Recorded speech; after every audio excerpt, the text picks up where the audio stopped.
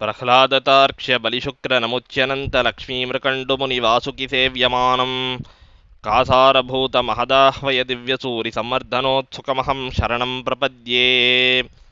ஆழ்வார்கள்வாழி அருளிச்செயல்வாழி தாழ்வாதுமில் குறவருதாம் வாழி ஏழ்வாறுமுய்ய அவர்கள் உரைத்தவைகள்தாம் வாழி செய்யமறை தன்னுடனே சேர்ந்து. எங்கள் கதியே இராமானுஜமுனியே சங்கையெடுத்தாண்ட தவராசா பொங்குபுகழ் மங்கையர் கோனீந்த மறையாயிரமனைத்தும் தங்குமனம் நீ எனக்குத்தா. ஸ்ரீமத் கௌஷிகவார்த்தீந்தும் ஷீலாதி குணசாகரம் ஸ்ரீமத்கணார்ய சத்புத்திரம் வரதார்யமஹம் பஜே. அடியார்கள் அனைவருடைய திருவடித்தாமர்களிலேயும் அடியனுடைய பிரணாமங்களை முதற்கண் தெரிவித்துக் கொள்ளுகிறேன். நம்முடைய ஸ்ரீவைஷ்ணவ பூர்வாச்சாரிய குரு பரம்பரையிலே முக்கியமான ஆச்சாரியரான உய்யக்கொண்டார் என்கிற ஆச்சாரியருடைய 1200வது திருநக்ஷத்திர மகோத்சவத்தை நாம் கொண்டாடி கொண்டு வருகிறோம். அந்த உற்சவத்தை கொண்டாடும் விதமாக பல பல உபன்யாசங்களையும் அந்தந்த சந்தர்ப்பங்களிலே பல கிரந்தங்களையும் வெளியிட்டு நம்முடைய சம்பிரதாயத்துக்கு மகாமகோபகாரங்களை செய்து வருகிறார் நம்முடைய ஸ்ரீசைலேஷ தயாபாத்திர பத்திராதிபரான புத்தூர் ஸ்ரீயூவே ரகுராமன் சுவாமி.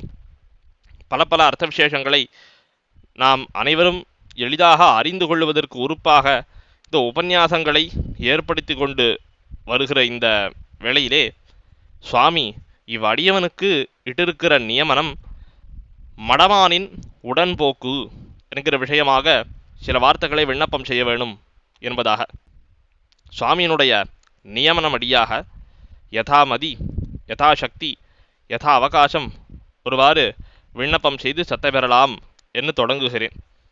இந்த வாய்ப்பை அடியனுக்கு நல்கினமைக்கு சுவாமி திருவடிகளிலே அடியனுடைய கிருத்தஜதைகளை சமர்ப்பித்துக் கொள்கிறேன்.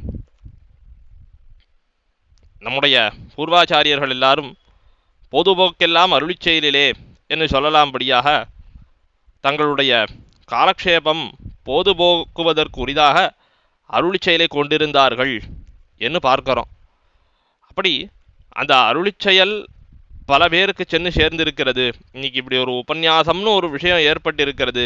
அதன் மூலமாக பல பேர் பல அர்த்த விசேஷங்களை அறிந்து கொள்ளுகிறார்கள் என்று சொன்னால் அது அக்காலத்திலே சுவாமி எம்பெருமானார் அந்த வரம்பறுத்து இந்த ஓரான் வழி ஒருத்தருக்கு ஒருத்தர் தான் சொல்லணும் அப்படிங்கிற அந்த ஒரு ஓரான் வழிங்கிற ஒரு மரபை மாற்றி அமைத்ததினாலே என்று நம்முடைய பூர்வர்கள் எல்லாரும் அருளி செய்கிறார்கள். நாமும் பல பேரிடத்துல உபன்யாசங்கள் எல்லாம் கேட்டிருக்கோம்.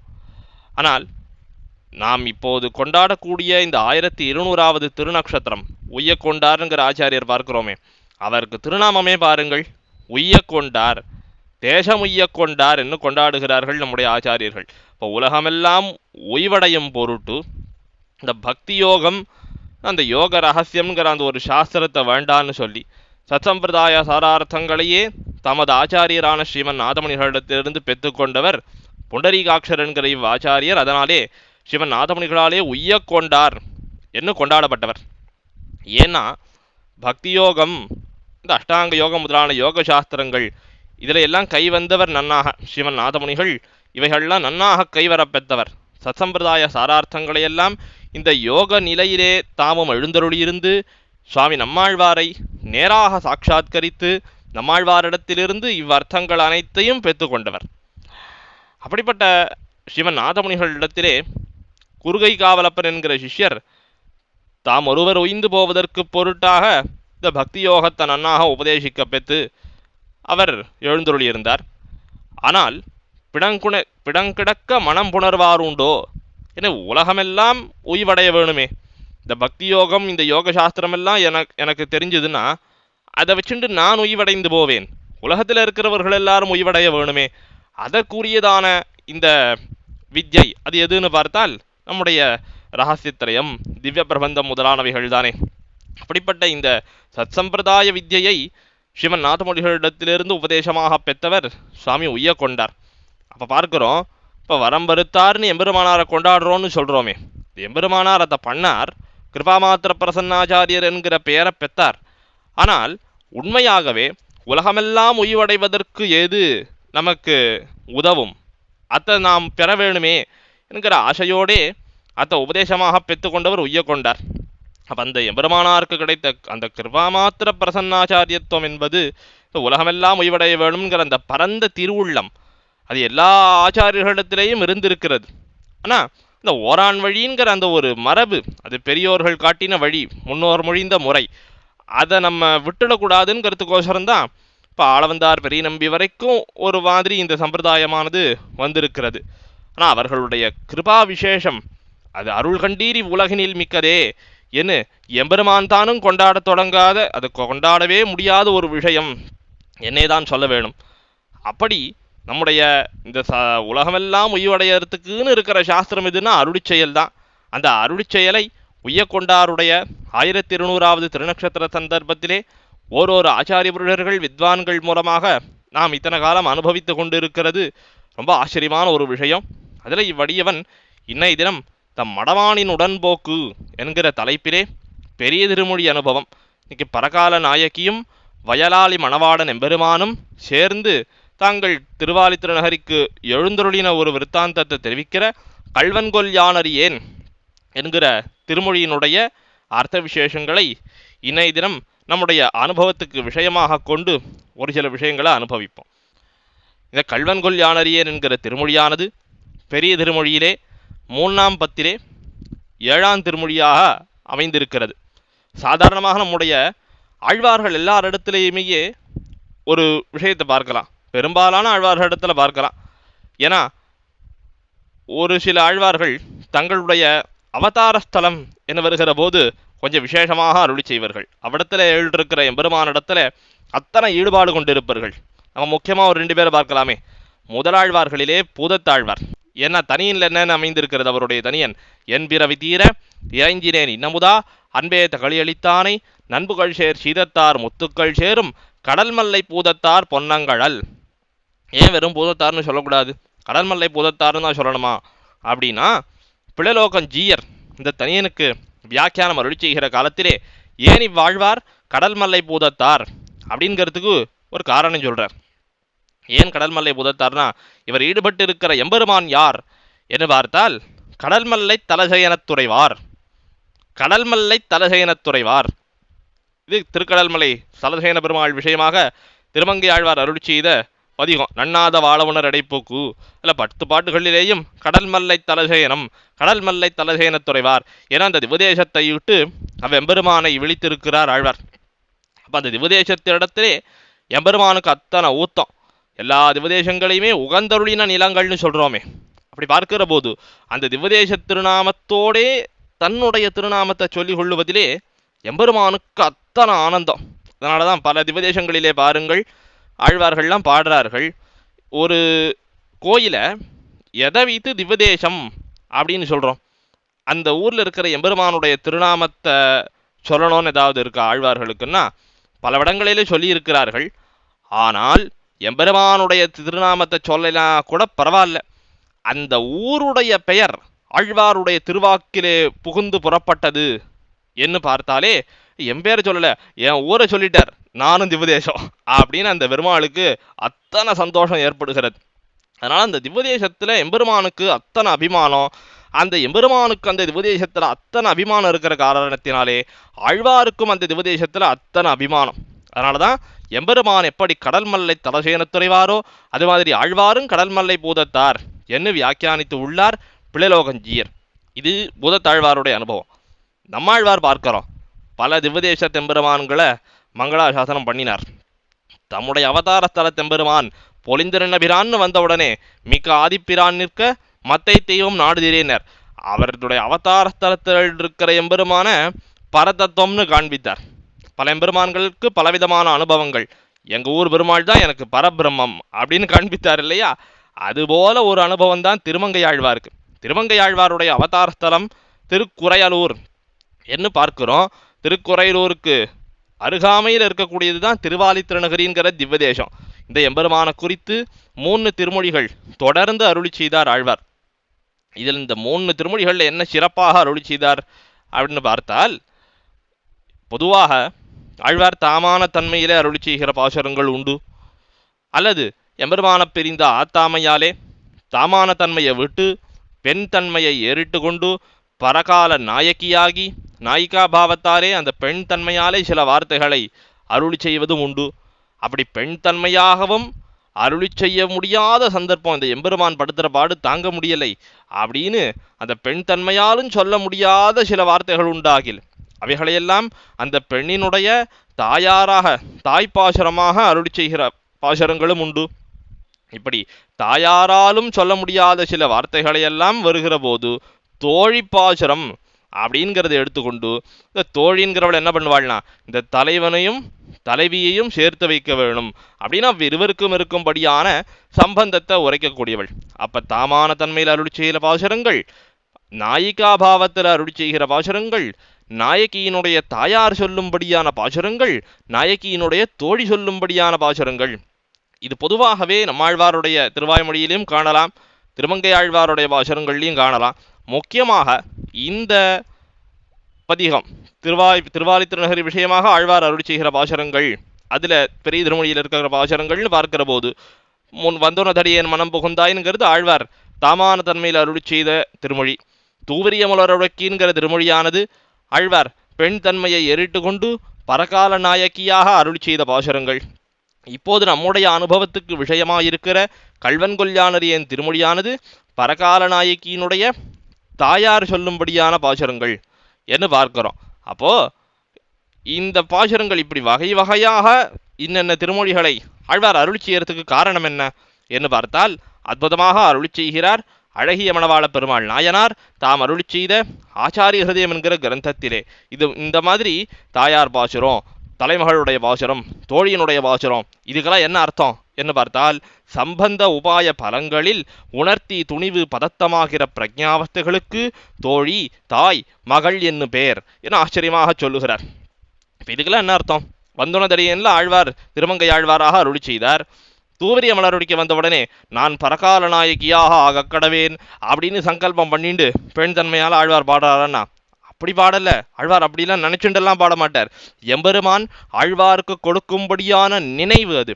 அதைத்தான் நாயனார் பிரஜாவஸ்தை அப்படின்னு சொல்றார். அந்த நினைவானது மாறுகிறதோ இல்லையோ, அந்த நினைவானது எப்படி மாறும் என்று பார்த்தால் இப்படி மூணாக மாறுகிறது. தோழி தாய் மகள் அப்படின்னு மாறுகிறது. அந்த சூத்திரத்திலேயே பாருங்களேன், இந்த பிரஜாவஸ்தைகளுக்குங்கிற வார்த்தையை விட்டுடுங்க, மீதியெல்லாம் ஒரு பக்கம் எழுதி பாருங்களேன். சம்பந்த உபாய பலங்களில் அடுத்த வரியில உணர்த்தி துணிவு பதத்தமாகிற, அடுத்த வரியில தோழி தாய் மகள். இதை அப்படியே இப்போ வர்டிக்கலாக பிடிச்சு பார்த்தேன்னா இந்த 3 விதமான பாசுரங்களுக்கு என்ன அர்த்தம்னு தெரிஞ்சுடலாம். சம்பந்தத்தை உணர்த்தக்கூடியது எதுன்னு பார்த்தா தோழியினுடைய பாசுரம். ஏன்னா இந்த தலைமகள் இருவருக்கும் உண்டான சம்பந்தத்தை வலியுறுத்தக்கூடியவள் தோழி. உபாயத்திலே துணிவு, அந்த நாயக்கனை போய் சேரவள், அவன்தான் நம்ம கை கொள்ள வேணும் அப்படின்னு நாம் துணிந்திருக்க வேணும்னு அந்த நாயக்கிக்கு உபதேசிக்கிறவள் யார்? தாயார். அதனால அதுக்கு தாயின்னு பேர். அந்த பலன் என்ன? பலன் தலைமகனை அடைவது பலன். அந்த பலன்ல பதட்டம், இது எப்போது கிடைக்கும், அந்த பலனை நான் எப்போது அனுபவிக்க பெறுவேன் அப்படின்னு பதறிக்கொண்டு இருக்கிறது தான் அந்த மகள், அந்த தலைமகளான நாயக்கியினுடைய பாசுரம் என்று பார்க்கிறோம். இந்த அர்த்தங்கள்லாம் எதில் சொல்லப்பட்டிருக்கு? சம்பந்தம் உபாயம் பலம் எல்லாம் திருமந்திரத்தாலே காட்டப்படுகிறதல்லவா. சம்பந்தம், இந்த பிரணவமானது ஜீவாத்மாவுக்கும் பரமாத்மாவுக்கும் இருக்கும்படியான சம்பந்தத்தை சொல்லுகிறது. நமசானது எம்பெருமானே உபாயம்ங்கிறத வலியுறுத்தி காட்டுறது.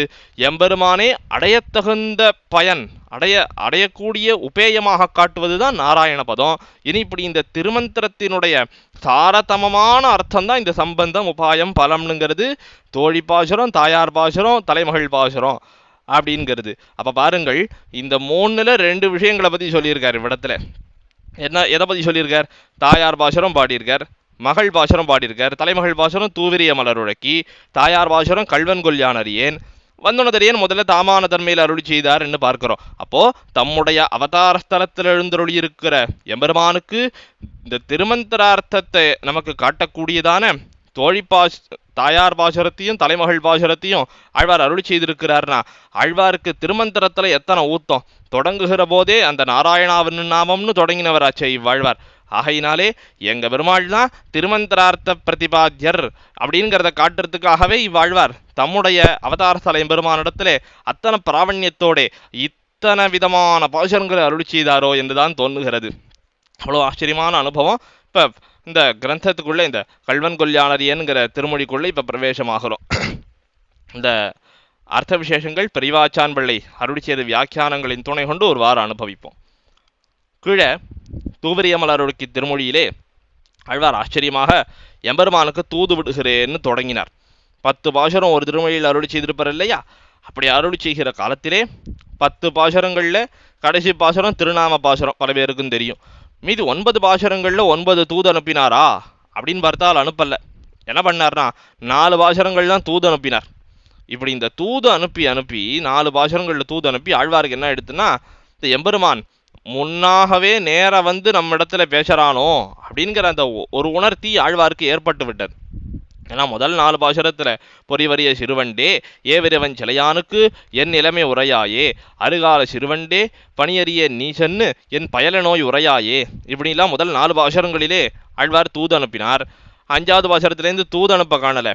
என்ன பண்ணார்னா, ஓ மண்ணளந்த தாளாளா தன் குடந்த நகராளா வரையெடுத்த தோளாளா எந்தனக்கோர் துணையாளன் ஆகாயே இதனிடவே வயலாளி மணவாளா கொள்வாயோ மணி நிறமே, இப்படியெல்லாம் அந்த எம்பெருமானே நேராக வந்து நிற்கும்படியான ஒரு பாவனா பிரகர்ஷத்தாலே அவனிடத்திலே வார்த்தை சொல்லும்படியான பாசுரங்களாக அருளி செய்தார். தூதனுப்புறேன்னு ஆழ்வார் தொடங்கினது தூவிரியமலரோட கீழே தான். இதுக்கப்புறம் அடுத்து எங்க ஆழ்வார் தூது அனுப்புறாருனா திருநெடுந்தாண்டகத்துல தான் அனுப்புறார். தேமருவ பொழிலெடுத்த மலர்ந்த போதை அப்படிங்கிற பாசுரத்துல, செங்கால மடநாராயண்கிற பாசுரத்துல வேறெங்கும் தூது அனுப்புறதாக காணல. அப்படி ஆழ்வார் தூது அனுப்ப தொடங்கினா கூட எம்பெருமான பிரிந்த விரகம் அது ஆழ்வாருக்கு மிகவும் விஞ்சி இருக்கிறது. அதனாலே பார்த்தான் எம்பெருமான் இப்படி சிரமப்படுறாரு இவ்வாழ்வார் அப்படின்னு ரொம்ப எம்பெருமான் தானோ அதை நினைத்து ரொம்ப வருந்தி எம்பெருமான் தானே நேராக வந்தான். சில பேர் எம்பெருமான் அழைத்து கொண்டு போகும்போது என்ன பண்ணுவான்னா, ஆதிவாகிகர்கள்னு சில பேரை கொண்டு அழைத்து போவான். வள்ள என்ன பண்ணுவாள்னா பரமபதத்துக்கு வழிகாட்டி கொண்டு இந்த ஜீவாத்மாவை கூட்டிட்டு போவார்கள். ஆனால் சில பேர் விசேஷமான அதிகாரிகள், அவள்லாம் எம்பெருமான் என்ன பண்ணுவான்னா தானே நேராக வருவான். வராக சர்ம ஸ்லோகத்திலே வராகனையினார் அருள் செய்தா போலே நயாமி பரமாங்கத்திம், ஆளை வச்சு கூட்டின்னு போகிற வேலையே கிடையாது, நானே வந்து கூட்டிட்டு போகிறேன் அப்படின்னு தானாகவே வந்து அத்தவாழத்தலை அப்படின்னு சொல்லும்படியாக தன்னோட இந்த மேல் சாத்து வஸ்திரம் அதால மறைச்சுண்டு அழிச்சுட்டு போவான். அவள்லாம் தானே அத்தனை எம்பெருமானுடைய கிருப்பைக்கு அத்தனை விஷயமானவர்கள். இப்போ ஆழ்வார போல்வாரெல்லாம் ஆனால் அந்த அத்தவாழத்தலையாலே மறைத்து கொண்டு இந்த எம்பெருமான் அவளையெல்லாம் அழைத்து கொண்டு போகிறான். அதுபோலே இவ்விடத்திலே நயாமி பரமாங்கத்தின்னு சொன்ன எம்பெருமான் தானே நேராக வந்தான் வயலாளி மணவாளன் பரகால நாயகியை அழைத்து கொண்டு போவதற்காக. இந்த தாயார் என்ன பண்ணினாள், இந்த பெண்ணானவள் ரொம்ப தூது அனுப்புறேன்னு சொன்னா எம்பெருமான் தன் முன்னாக நிற்கிறதாக பாவித்து கொண்டு சில வார்த்தைகளை எல்லாம் சொல்லுகிறாள். ஆனால் எனக்கு வருத்தமாக இருக்கு, என் பெண்ணை பார்த்தாலே ரொம்ப சிரமப்படுகிறாள், மோகித்து கிடக்கிறாள், என்ன பண்ண போறாள்னு தெரியலையே அப்படின்னு அவளுக்கு வேண்டின உபச்சாரங்களை எல்லாம் பண்ணி கொண்டு தானும் சத்தே கண் அசந்துட்டா. அந்த நேரம் பார்த்து வயலாளி மணவாடன் வந்தான். அந்த பரகால நாயகியை எழுப்பி கூட்டின்னு போயிட்டான். கண்ணை அசந்துட்டோமே என்னாச்சோ தெரியலையே அப்படின்னு பார்க்கிற காலத்திலே தன்னுடைய பெண்ணை காணலை. எங்கன்னு போயிட்டு பார்க்கிறா அந்த தாயார், ஒரு தூரத்தில் போயின்ட்டுருக்கா. 2 பேர் போகிறது. ஒருத்தர் பார்த்தா பரகால நாயகி என்னுடைய பெண்ணுன்னு தெரியறது, ஒருத்தன் போகிறான், அவன் ஆறுன்னு தெரியலையே அப்படிங்கிறது தாயாருக்கு வருத்தம். அதனாலே இவா 2 வந்தா கண்டிப்பாக வயலாளி மணவாளன் தான் வந்திருப்பார். அதனால இப்படி தன்னை விட்டுட்டு போயிட்டாளேங்கிற வருத்தம் ஒரு பக்கம். அந்த பிராட்டியான பரகால நாயக்கியினுடைய வைலட்சண்யம், என் பெண்ணு எவ்வளவு பாடுபட்டு இருந்தாள் தெரியுமா இவனாலே, அந்த பாடெல்லாம் இவளுடைய வடிவழக பார்த்தால் அவன்தானே பட வேணும், அப்படிப்பட்ட வைலட்சண்யத்தை உடையவள் அப்படின்னு அவளுடைய வைலட்சண்யம் எம்பெருமானுடைய பெருமைகள் அழைத்து கொண்டு போனானே வயலாளி மணவாளன். அவனுடைய பெருமைகள் என்ன, தன்னுடைய கஷ்டம் இப்போ விட்டுட்டு போயிட்டதுனால தன்னுடைய இழவையும் ஆழ்வார் அருள் செய்கிறார் இந்த திருமொழியாலே. இப்போ இவ்விடத்துல பிரிவாச்சான் பிள்ளை பார்க்கிறார், எம்பெருமான் நயாமி பரமாம் கதிம் என்னும்படியாக இந்த பரகாலனாகிய அழைத்து கொண்டு போந்தான் அப்படின்னு சொல்லுகிற காலத்திலே இவ்விடத்தே வராக சரம ஸ்லோகத்துக்கே ஒரு வியாக்கியானத்தை அருள் செய்திருக்கிறார். ரொம்ப ஆச்சரியமாக பார்க்கலாம். இந்த நயாமி பரமாம் கதிம் என்று பார்க்கிற போது எம்பெருமான் வராக சரம ஸ்லோகத்தில் அருளி செய்த வார்த்தை, அந்த ஸ்லோகத்வயம் இருக்கிறதே, அவைகளுக்கு அதுக்கே ஒரு வியாக்கியானத்தை அருளி செய்திருக்கிறார். ஆனால் அவகாசானுகுணமாக இவ்விடத்திலே அதை விவரணமாக நாம் காணலை. மேற்கொண்டு பாசுரத்திலே புகலாம். அடுத்து இப்படி எம்பெருமான் அழைத்து கொண்டு போகிறான்னு பார்க்கிற போது முதல்ல ஆழ்வார் என்ன அருள் செய்கிறார்னா, அந்த பரகால நாயக்கியும் வயலாளி மணவாளனும் தூரத்தில் போறார்கள். யார் கூட்டிட்டு போறாள்னு தெரியல இந்த தாயாருக்கு. அதனால என்ன அருள் செய்தாள்? கள்வன் கொல் யானறியேன் கரியானொரு காளை வந்து வள்ளி மருங்குலெந்தன் மடமானினை போதவென்னு வெள்ளி வளைக்கை பத்த பெத்ததாய ரயிட்ட கண்ணு அள்ளல் அம்பூங்கழனி அணியாலி புகுவர்கொலோ. கள்வன் கொல் யான் அறியேன், யார் அழைத்து கொண்டு போனார்கள் அப்படின்னாக்கா தெரியல. நான் அழ ஆரம்பிச்சுட்டா, குழந்தைய காணுமே அப்படின்னு. அசலகத்தில் இருக்கிறவள்லாம் வந்து பார்க்கிறார்கள். என்ன என்னமாச்சு அப்படின்னு கேட்டா, இந்த பெண்ணை ஒருத்தன் அழைச்சிட்டு போயிட்டான், அதோ போறான் பாருங்கோ. யாருன்னா கள்வன் கொல் யான் அறியேன், லேசா கண்ணா சந்துட்டேன் கூட்டின்னு போயிட்டான் அப்படின்னா இது யாராவதா இருந்தால் என்ன சொல்லுவா? கள்வன் வந்து கவர்ந்து கொண்டு போனான் அப்படின்னா சொல்லுவா. ஆழ்வார் என்ன சொல்றாருனா, கள்வன் கொல் யான் அறியேன் அப்படின்னா இந்த வயலாளி மணவாளன் தான் என்னுடைய பெண்ணுக்கு உடையவன், அவன் தான் சுவாமி. அந்த உடையவன் உடைமையை கொண்டு போயிருந்தால் கள்வன் அப்படின்னு சொல்றதுக்கு வழி இல்லை. ஏன்னா அந்த சொத்துக்கு உடையவன் தான் கூட்டின்னு போயிருக்கான், அதை கள்வன் சொல்லக்கூடாது. அதனால் கள்வன் கொல் யான் அறியேன். ஏன்னா போறதை பார்த்தா பரகால நாய்க்கு போறாள்னு தெரியறது, போறவர் வயலாளி மணவாளனோட தான் போறாளாங்கிறது தாயாருக்கு தெரியல. அதனால இப்படி காணும்படி கொண்டு போனால் அதை கள்ளம்னு சொல்ல முடியாதல்லவா. ஆழ்வார் தெரிவிக்கிறார், தொண்டர்பிழை ஆழ்வார், சூதனாய் கள்வனாகின்னு சொன்னார் இல்லையோ. இந்த சூதுக்கும் கள்ளத்துக்கும் என்ன வித்தியாசம் வியாக்கியானிக்கிறார் பெரியவாச்சான் பிள்ளை. சூதுன்னா நாம் காணும் போதே நம்முடைய செல்வத்தை அபகரிச்சுக்கிறது, கள்ளனா நாம் காணாதிருக்க செய்தே அதை அபகரிச்சுக்கிறது. இப்படி கள்வன் கொல் யான் அறியேன், ஏன்னா வந்தவன் உடையவனாக இருந்தால் அவன் தான் கள்ளன்னு சொல்ல முடியாது. அதனால யான் அறியேன், இது எனக்கு தெரியல, வந்தவன் கள்ளனா என்னங்கிறது தெரியல. ஆனால் எப்படி இருந்தான், சரி நீ என்ன அம்சங்களை கவனித்தாய், அவன் தான் கள்ளனான்னு தெரியலங்கிற, அவன் எப்படி இருந்தான் அதையாவது சொல்ல அப்படின்னு கேட்கிறார்கள். கரியான் ஒரு காளை வந்து, கரியவன் நன்னாக கருகருன்னு இருந்தவன், கரியான் ஒரு காளை அல்ல அத்விதீயமான நித்திய யௌவனத்தை உடையவனை போல இருந்தான் அப்படின்னு தெரிவிக்கிறார். அவன் எப்படி அழிச்சுட்டு போனான் அப்படின்னு கேட்டால், இவ்விடத்துல இரண்டு ஆச்சாரியர்களுடைய நிர்வாகத்தை காட்டுகிறார் பெரியவாச்சான் பிள்ளை. பிள்ளை அமுதனார், திருவரங்கத் அமுதனார்னு பார்க்கிறோமே, அவர் சொல்றார். அதாவது எப்படின்னா, ஒரு உரை வாழ், அந்த வாழை உரையில போட்டிருக்கா, அந்த உரையை விட்டுட்டு வாழை மட்டும் எடுத்துன்னு போறா போலே இந்த எம்பெருமான் என்னை விட்டுட்டு இந்த பரகால நாய்க்கே அழைத்து கொண்டு போனான், நான் காணாதிருக்க செய்தே அழைத்து கொண்டு போனான் வயலாளி மணவாளன் என்று இந்த பிள்ளை அமுதனார் அருள் செய்கிறார் என்று பார்க்கிறோம். இதை கேட்டாராம் பராசர பட்டர், இத்தனை சிரமப்பட்டு தான் இதுக்கு அர்த்தம் சொல்லணுமான்னா, இவ்வளோ சிரமப்பட வேண்டாமே, வேறு என்னென்ன இதுக்கு அர்த்தம் சொல்லலாம் அப்படின்னா, அந்த காலத்தில் தீவட்டி பிடிச்சிட்டு திருட வர்றவாள்லாம் இருப்பா. நாம் பார்த்து கொண்டு இருக்கும்போதே நம்மளை சுற்றி வளைச்சிட்டு நம்ம இடத்துல இருக்கிற தனங்கள் அல்லது குழந்தையெல்லாம் கூட கடத்தின்னு போவா, என்னுடைய பிள்ளைன்னு கதற அளவுக்கு கூட்டின்னு போயிடுவா. அது மாதிரி நான் காணும் போதே என் கண் முன்னாடி என் பெண்ணை அழுத்து கொண்டு போனானே, கள்வன் கொல் யானறியேன் கரியான் ஒரு காளை வந்து அப்படின்னு. அவன் கரியவன் அது மட்டும்தான் தெரியும், ஆனால் யாருன்னு தெரியல. அதனால கரியான் ஒரு காளை கஷ்டி தஸ்தி, யாரோ ஒருத்தன்ற மாதிரி சொல்றார் ஆழ்வார். இப்படி கரியான் ஒரு காளை வந்து வள்ளி மருங்குல் என் தன் மடமானினை. இந்த பரகால நாய்க்கு எப்படி இருக்கா? வள்ளி மருங்குல், நன்னாக கொடி போன்ன இடைய உடையவளாம் இந்த பரகால நாயக்கி. அதை எதுக்கு இவ்விடத்தில் ஆழ்வார் தெரிவிக்கிறார்னா, அந்த எம்பெருமான வரப்பண்ணின விஸ்வாமித்திரன் என்று காட்டுகிறார் பெரியவாச்சான் பிள்ளை. ஏன்னா விஸ்வாமித்திரன் யார் என்று பார்த்தால், அவன்தானே இந்த பெருமாளையும் இளைய பெருமாளையும் தான் அழைத்து கொண்டு போகிற காலத்திலே இந்த தாடகாவதம் தன்னுடைய யாக சம்ரக்ஷணம் முடிந்த பிற்பாடு மிதிலா தேசத்துக்கு அழைத்து கொண்டு போனான். அதனாலே தானே பெருமாள் பிராட்டியை திருக்கல்யாணம் பண்ணி கொள்ளும்படியாக ஆயிற்று.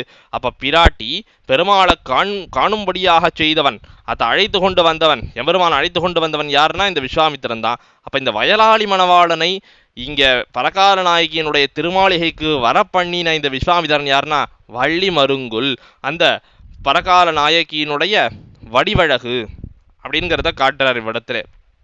இந்த வடிவழகை பற்றி தெரிவிக்கிற போது எம்பெருமானை பற்றி என்னென்னலாம் தெரிவித்தார்? கரியான் ஒரு காளை அப்படின்னு 3 விஷயங்களை சொன்னார். ஆனால் வள்ளி மருங்குல் அப்படின்னு பரகால நாயகியை பற்றி ஒரு விஷயம்தான் சொன்னார். ஏன்னா எம்பெருமான் வடிவழகம் மட்டும் எத்தனை விதமாக வேணாலும் சொல்லிக்கலாம், அத்தனை வடிவழகுக்கும் இந்த பரகால நாயகியினுடைய வடிவழகிலே ஒரு அம்சம் சமானம், அவ்வளோதானா. இது இன்னைக்கு இல்லை, ஏற்கனவே பராங்குஷ நாயகி விஷயத்திலும் இப்படிதான்னு காட்டுறாரு பெரியவாச்சான் பிள்ளை. ஏன்னா மாலுக்கு வையமளந்த மணாளர்க்கு நீலக்கருநிற மேக நியாயர்க்கு கோலச்செந்தாமரை கண்ணர்க்கு என் கொங்கலர் ஏலக்குழலி இழந்தது சங்கே. பெருமாளை பற்றி எத்தனை சொல்லியிருக்கார் ஆழ்வார். மால், வையமளந்த மணாளர், நீலக்கருநிற மேக நியாயர், கோலச்செந்தாமரை கண்ணர், 4 விஷயங்கள் சொல்லியிருக்காரு பெருமானை பற்றி. ஆழ்வார் பராங்குஷ நாயகியை பற்றி தாயார் என்ன சொல்றா? என் கொங்கலர் ஏலக்குழலி, நன்னாக தேனொழுகும்படியான மலர உடைய கூந்தலை உடையவளான பராங்குஷ நாயகி. எபெருமானை பற்றி இத்தனை வடிவழகு சொன்னாலும் இந்த பராங்குஷ நாயகியினுடைய வடிவழகிலே ஒரு அம்சத்துக்கு தான் பெறும் அப்படின்னு காட்டுறார். அதே விஷயம்தான் இவ்விடத்திலேயும். வள்ளி மருங்குல் எந்தன் மடமானினை, நன்னாக சௌகுமாரியும் ஸ்திரீத்துவம் உடையவளான என்னுடைய மடமானினை போதவென்னு அப்படி எழுப்பி, போத போத வா கழும்பு கழும்பு அப்படின்னு அந்த பரகால நாயகியை எம்பெருமான அழைக்கிறானாம். இது எப்படி எம்பெருமான் தானே வந்து அழைக்கிறான்னு பார்க்கிற போது இந்த சேத்தன லாபத்துக்காக எம்பெருமான் பண்ணுகிற சாதனானுஷ்டானம் என்று காட்டுகிறார்கள் நம்முடைய ஆச்சாரியர்கள். அப்போ எவ்வளோ ஆச்சரியம் பாருங்கள். இந்த தாயார் பாசுரங்கிறது எதுக்குன்னு கேட்டா, நீ எம்பெருமான் அடைவதற்கு எந்த சாதனானுஷ்டானமும் பண்ணக்கூடாது, உபாயத்திலே துணிவோடு இருக்க வேணும், எம்பெருமான் நம்ம அவசியமாக ரட்சிப்பான் அப்படிங்கிறதுல துணிவோடு இருக்க வேணும் அப்படிங்கிறதுக்காகத்தான். அப்ப எம்பெருமான் ரட்சிப்பான் என்று பார்க்கிற போது அந்த சேதனனை அடைவதற்கு சாதனானுஷ்டானம் பண்ண வேண்டியது யார்? எம்பெருமான் தானே. அவன் அடையறதுக்கு இந்த சேதனா சாதனானுஷ்டானம் பண்ண வேணும். அப்படி இந்த வயலாளி மலவாடன் பண்ணின சாதனானுஷ்டானம் போதவென்னு வெள்ளி வளை கைப்பத்த அவளை எழுப்பி வா வா வா வா வா அப்படின்னு வேக வேகமா கூப்பிடுகிறான். என்ன வேகமா பேசுறது இது அப்படின்ட்டு அந்த வயலாளி மலவாடனை பார்த்து அந்த பரகால நாயகிக்கு அத்தனை ஈடுபாடு. அவன் வார்த்தையை கேட்ட உடனே அப்படியே நிற்கிறா. ஏன்னா அழகா பேசுறாரு இந்த பெருமாள் அப்படின்னு. வானா இந்த பொண்ணு நம்ம பேசுறது கேட்டு நிற்கிறதே அப்படின்னு வெள்ளி வளை கை பத்த அந்த எம்பெருமான் அவ கையை கட்டியமாக பிடித்து கொண்டான். அவன் கையில பார்க்கணும், வெள்ளி வளை கை. ஏன் போட்டுக்கிறது தான் போட்டுக்கிறா, தங்கத்துல போட்டுக்கப்படாதா அப்படின்னு கேட்டா, இடையர்கள் எல்லாம் வெள்ளி வளை போட்டுப்பாளா. அப்போ பாருங்கள், இவ்விடத்திலே பிரசங்காத்து கிருஷ்ணானுபவம். அப்போ இந்த உடன்போக்கு நாயக்கனோடு நாயக்கி போகிறாள் என்ன அருளி செயலில் ஒரு சந்தர்ப்பம் வருதுன்னாலே கண்ணனோடே ஒரு கோபிகை போனதாகவே கொண்டிருக்கிறார்கள் ஆழ்வார்கள் எல்லாரும். அப்படி வெள்ளி வளை கைப்பத்த அது கையை பிடிச்ச உடனே என்னாச்சு ஆழ்வாருக்கு அப்படின்னு பார்த்தால், அங்கண்ணனுண்ட என் ஆருயிர் கோதிது என்று ஆழ்வார் திருவாய்மொழியில் அருளி செய்தா போரே. இந்த எம்பெருமான் முழுவதுமாக என்னை அனுபவித்து தீர்த்து நிஸ்சாரமாக போயிட்டேன், நான் சாரமே இல்லாது போயிட்டேன், எல்லாம் எம்பெருமான் நன்னாக அனுபவித்து கொண்டான் என்று சொல்லும்படியாக ஆயித்து அங்கண்ணனுண்ட என் ஆருயிர் கோதிது என்று சொல்லும்படியாக ஆனாள் பரகால நாயக்கி. அவள் வெள்ளி வளை கைப்பத்த பெத்த தாயர இட்ட கண்ணு. ஏதோ சில அச்சேதனங்களையெல்லாம் விட்டுட்டு போறதா போலே தானும் அப்படியே கிளம்பி போயிட்டாள். எப்படி போனாள்னா, பின்னாடி தொடர்ந்து போனா கூட பிடிக்க முடியாதபடிக்கு போயிட்டாள். எங்க போனாள்? அள்ளல் அம்பூங்கழனி அணியாளி புகுவர்களோ. அடுத்து அவ்வூருக்கு போயிட்டா அடுத்த ஒரு அடி எடுத்து வச்சாலே நன்னாக புஷ்ப சமிருதி உடைய ஊர். அள்ளல்னா சேரு, அள்ளல் அம்பூங்கழனி. இந்த சேத்திலே நன்னாக தாமரைகள் மலரப்பெத்ததான அணியாளி. இந்த திவதேசம் திருவாலியான திவதேசம் எப்படிப்பட்டதுன்னா, இந்த உலகத்துல இருக்கிற இந்த சம்சார மண்டலம் இருக்கே அத்தனைக்குமாக ஒரு திருவாபரணம் சாத்தினா போன ஒரு ஊர் அணியாளி. சம்சாரத்துக்கே ஆபரணமான ஊர் புகுவர் கோலோ. ஏன்னா போனார்னு சொல்லியிருக்கலாமே, அங்க போகணுமே அப்படின்னு எதுக்கு சொல்லணும் இவ்விடத்திலே என்ன பார்த்தால், இவா போனவா 2 பேரும் எப்படிப்பட்டவர்கள் அப்படின்னு பார்த்தால், மாயாமிருகத்தை பிடித்து தா என்பாரும் அத்தை பிடிப்பதாக அதன் பின்னே போவாரும். பெருமாளும் பிராட்டியும் மாதிரி. இப்போ பிராட்டி கேட்டாலே ஒரு மாயா மிருகம் மாரீச்சன் அந்த மாயமான பார்த்து எனக்கு பிடிச்சிதான்னு கேட்டா பெருமாள் அப்படியே விட்டுட்டு போயிட்டாரோ இல்லையோ, அது மாதிரி இவா 2 பேர் விட்டுட்டு போவாளான்னு விட்டுட்டு போக மாட்டா. இருவருமாக தங்களை ஒருவருக்கொருவர் கண்டு கொண்டு அந்த நித்திய சம்ஸ்லேஷத்தையே பார்த்து கொண்டு திருவாலி திருநகரிக்கு போகாத லங்காத்வாரத்துக்கு வாசல்ல போய் நின்றுட்டாள்லாம். அங்க யாராவது ராவணன் மாதிரி இருந்து அதுக்கப்புறம் இந்த சேர்த்திக்கு ஒரு பங்கத்தை விளைவிச்சுட்டானா என்ன பண்றது? அந்த பயம் பரகால நாயகியினுடைய தாயாருக்கு. அதனால அணியாளி புகுவர் கோலோ அப்படின்னு பயப்படுகிறாள். ஆளவந்தார் கோஷ்டியிலே ஒரு விசாரமானது ஏற்பட்டது. இந்த நம்மாழ்வார் உண்ணும் சோறு பருகுநீர் என்கிற திருவாய்மொழியிலே திருக்கோளூருக்கு போகிறேன்னு தானாகவே கிளம்பினார். பராங்குஷ நாயகி தானே எழுந்து போயிட்டா, நான் திருக்கோளூருக்கு போறேன் அப்படின்ட்டு தானே போயிட்டா. அப்ப தாயார் இடத்துல கேட்கிறார்கள், எங்க போனா உன் பெண் அப்படின்னு. திண்ணமென் இளமான் புகுமூர் திருக்கோளூரே, நிச்சயமாக என்னுடைய பெண்ணானவள் திருக்கோளூருக்கே போய் சேர்ந்திருப்பள் அப்படின்னு ஆச்சரியமாக தெரிவித்தார் அங்க பராங்குஷ நாயக்கியினுடைய தாயார். இவ்விடத்துல பரகால நாயக்கியினுடைய தாயார் பாருங்கள், அணியாலி புகுவர்களோ அங்கதான் போவாளான்னு தெரியலையே அப்படின்னு. ஆளவந்தார் கோஷ்டியில் என்ன விசாரம்னா, இவ தனியா போயிருக்கா, திருக்கோளூருக்கு வழி தெரியுமோ தெரியாதோ, ஆனா பரகால நாய்க்கு வயலாளி மணவாளன் கூட போயிருக்கா. இப்போ இவா 2 பேர்ல யாரை நினைச்சு பயப்படணும்? பராங்குஷ நாய்க்கு நினைச்சு தானே பயப்படணும், ஏன்னா அவ தனியா தானே போயிருக்கா அப்படின்னு விசாரம் வந்தது. ஆளவந்தார் அருள் செய்தார், பரகால நாயகிக்கு தான் பயப்படணும். பராங்குஷ நாயகி அந்த திருக்கோளூர் வைத்தமானது எம்பெருமான அடையலைன்னா உயிர் தரிக்க மாட்டா. போறவன் வரவனை கேட்டாவது திருக்கோளூர்ல போய் உக்காந்துடுவா, எப்படியாவது உக்காந்துடுவா, அத்தனை சாமர்த்தியக்கார பெண்ணு. ஆனால் பரகால நாயகி இருக்காளே, கூட வயலாளி மணவாடனை வேற கூட்டின்னு போறா. அவளும் தனியாக போயிருந்தாள்னா திருவாலி திருநகரிக்கே போயிருப்பாளோ என்னவோ. இவா 2 பேரும் ஒருத்தர் பார்த்துட்டு இருந்து வேற எங்கேயாவது போச்சுன்னா என்ன பண்றதுங்கிறது தான் இப்ப கவலையே. அதனால இவாளை நினைச்சுதான் கவலைப்படணும். அதனாலதான் ஆழ்வார் திருவாலி திருநகரிக்கு போனார்னு தெரிவிக்காம இப்படி அணியாலி புகுவர் கொலோ, போனாலோ போகலையோ தெரியலையே அப்படிங்கிற ஒரு பயத்தோடையே அருளி செய்திருக்கிறார். ஏன்னா அவ்விடத்துல அளவந்தாருடைய கோஷ்டியில் ஏற்பட்ட விசாரம் என்று பார்க்கிறோம். இப்படி அணியாளி புகுவர்களோ இனி இதே அனுபவமானது மேலுள்ள சில பாசுரங்களிலேயெல்லாம் தொடர்கிறது. அடுத்து 2வது பாசுரத்தாலே, இப்ப முன் பாசுரத்திலே தன்னுடைய சௌந்தர்யம், அந்த கரியானூர் காளைன்னு சொல்லும்படியான தன்னுடைய சௌந்தர்யத்தை காட்டி அந்த எம்பெருமான் இந்த நாய்க்கு அழைத்து கொண்டு போனான் அப்படின்னு அருள் செய்தார். இவ்விடத்திலே சில செயல்களை எல்லாம் எம்பெருமான் செய்து அந்த நாய்க்கு அழைத்து கொண்டு போனான். இன்னும் 2ஆம் பாட்டில் அருள் செய்கிறார். பண்டிவன் ஆயன்னங்காய் படிரன் புகுந்து என் மகள்தன் தொண்டையஞ்செங்கனிவாய் நுகர்ந்தான யுகந்து அவன் பின் கண்டையொன் கண்மிளிரக் கிளிபோல் மிழத்தி நடந்து வண்டமர் காணல் மல்கும் வயலாலி புகுவர்கொலோ. பண்டிவன் ஆயன்னங்காய், நங்காய் இந்த அசலகத்தில் இருக்கிறவள்லாம் வந்திருக்காளே, அவளை கூப்பிட்டு சொல்றார் ஆழ்வார். இந்த பரகால நாயக்கினுடைய தாயார் என்ன சொல்றாள்னா, பண்டிவன் ஆயன் நங்காய் படிரன், ஆயன் படிரன் பண்டுன்னு சொல்றார், முன்பான். அப்போ முன்பு இவன் எப்படி இருந்தான்னா ஆயன், ஆனால் வெண்ணையெல்லாம் களவு கண்ட தீம்பன். அது நான் படிரன் அப்படின்னாலே தீம்புகளை செய்யக்கூடியவன் அப்படின்னு அர்த்தம். ஆழ்வார் தாமே பின்னாடி 10ஆம் அருள் செய்கிறார், பந்து பறித்து துகில் பத்திக்கீரி படிரன் படிறு செய்யும் நந்தன் மதலைக்கு அப்படின்னு. இப்போ படிரன்னா தீம்புகளை செய்கிறவன், ஆயன் அப்படின்னா வெண்ணையெல்லாம் களவு கண்ட தீம்பன். எப்போது? பண்டு முன்னாடி. அப்போ இப்போ எப்படி ஆயிட்டான் இந்த எம்பெருமான் அப்படின்னு பார்த்தால், பண்டு இப்படி வெண்ணையெல்லாம் களவு கண்டவன், காடு வாழ் சாதியும் ஆகப்பெத்தான் என்னப்பட்டவன். இப்போ எப்படி இருக்கானா, நாகரிகன், நாகரிகமாக இருக்கக்கூடியவனாக ஆனான். முன்னெல்லாம் என்ன பண்ணான்னா, யாரும் இல்லாத ஆத்துக்கெல்லாம் போய் யாருமே இல்லாத காலத்தில் வெண்ணையெல்லாம் களவு கண்டான். இப்போ எப்படி இருக்கான்னா, கண்ணால பார்த்துட்டு இருக்கும்போதே களவு கண்டு கொண்டு போகிறான். பஷ்யதோஹரனானான் அப்படின்னு தெரிவிக்கிறார் பெரியவாச்சான் பிள்ளை. இந்த பெரிய பெருமாளுடைய வடிவழகை பற்றி தெரிவிக்கிறார் பராசர பட்டர். பஷ்யன் மானச பஷ்யத்தோ ஹரருச்சா பரியாய வங்கேருகம் ஸ்ரீரங்காதிபதே கதானுவதனம் சேவேய பூயோப்பியகம் ஸ்ரீரங்கநாத ஸ்தோத்திரத்திலே பட்டர் அருள் செய்கிறார். இந்த பெரிய பெருமாளுடைய திருமேனி அழகானது நாம் காண்கிற போதே நம்முடைய மனசையெல்லாம் அபகரிக்கக்கூடியது. பஷ்யன் மானச பஷ்யத்தோ ஹரஹா, அதை பார்த்து கொண்டிருக்கிற காலத்திலேயே அந்த எம்பெருமானுடைய வடிவழகானது நம்முடைய மனசையெல்லாம் அபகரிக்கிறது. அப்படிப்பட்ட எம்பெருமான் தானே இவன், வயலாளி மணவாளன். பண்டிவன் ஆயன்னங்காய் படிரன் புகுந்து, அவன் புகுந்து என்ன பண்ணினான்னா, என் மகள்தன் தொண்டையன் செங்கனிவாய் நுகர்ந்தான யுகந்து. அவன் நேராக உள்ளே வந்தான். அவன் வந்து என்னுடைய பெண்ணான இந்த பரகால நாயகி இருக்கிறாளே, அவள் எப்படிப்பட்டவள்? என் மகள்தன் தொண்டையன் செங்கனிவாய், தன்னுடைய சௌந்தரியத்தை எல்லாம் காட்டல.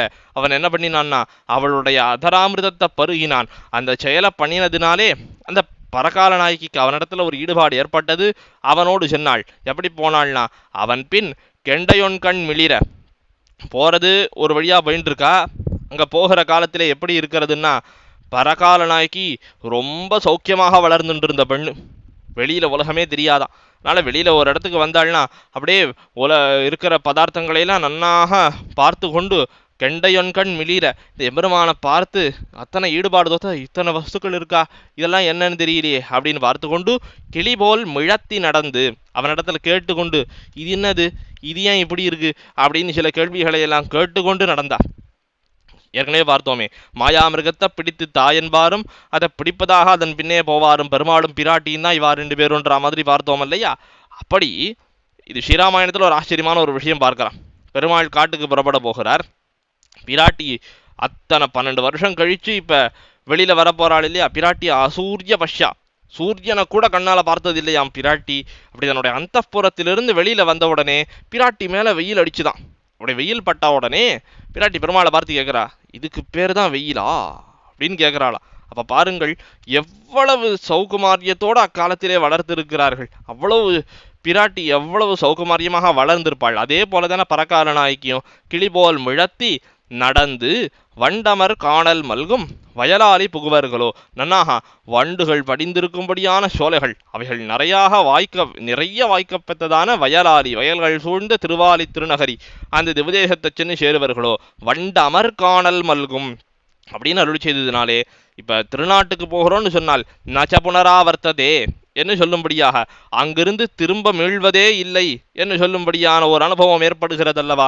அது மாதிரி இந்த திருவாலி திருநகரிக்குள்ளே புகுந்ததான வண்டுகள் எல்லாம், அந்த திரியக்குகளான வண்டுகள்லாம் அங்கிருந்து வெளியிலே வராதான். நச்சபுனராவர்த்ததே அந்த ஏன்னா அந்த திவதேசமே தான் அவைகளுக்கெல்லாம் உகந்தருளின நிலங்கள்.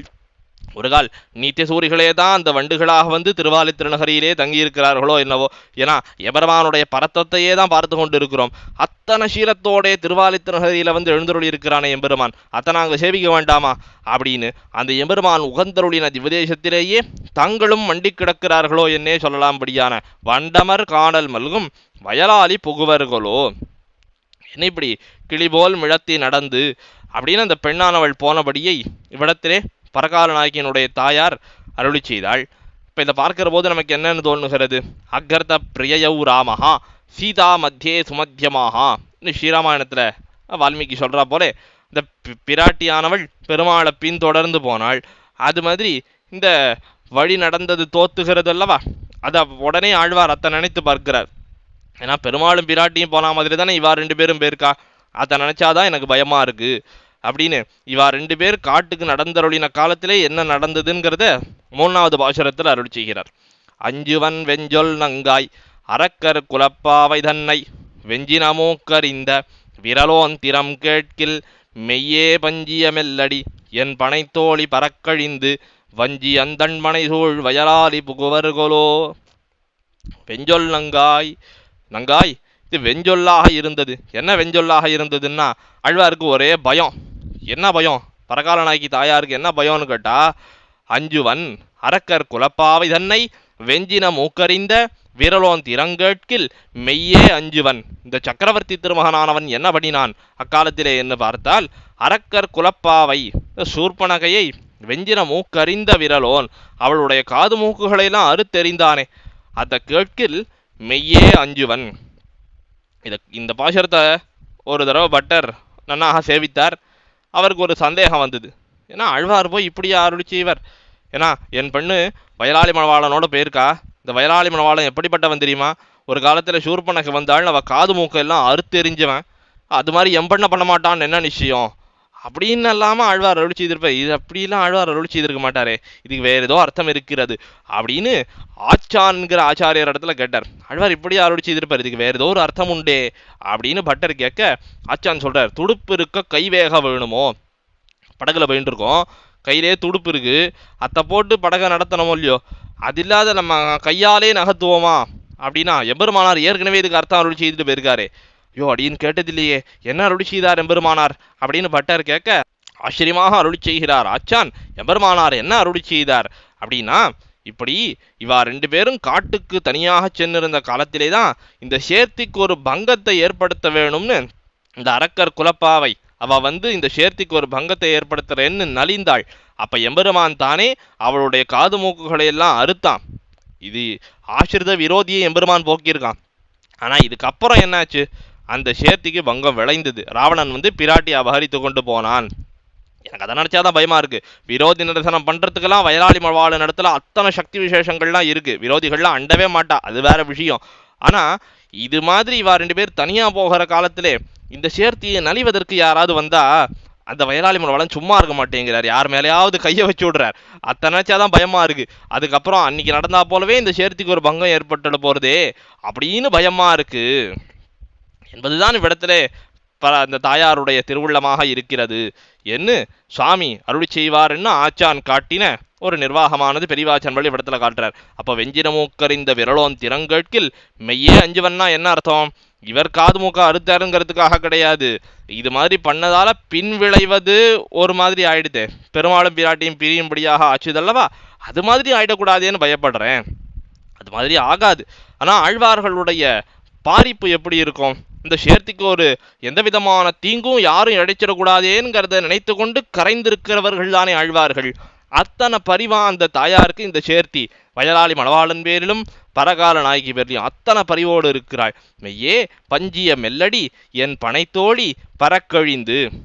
இந்த பஞ்சிய மெல்லடி என் பெண்ணானவள் நல்ல மிருதுவான திருவடிகளை உடையவள், என் பனைத்தோழி மூங்கில் போன அந்த தோள்களை உடையவள். என்ன பண்ணாள்னா பறக்கழிந்து அந்த ஊர் இருக்கிற பழியெல்லாம் அஞ்சாமல் வஞ்சி அந்தண்மனை சூழ் வயலாளி புகுவர்களோ, நன்னாக கொடிகளாலும் மூங்கிலாலும் நன்னாக சூழ்ந்திருக்க பெற்ற திவதேசமான வயலாளி இந்த திருவாலி திருநகரை சென்று சேருவர்களோ அப்படின்னு தாயார் அருள் செய்கிறாள். என்ன ஆச்சரியம் பார்த்தீர்களோ?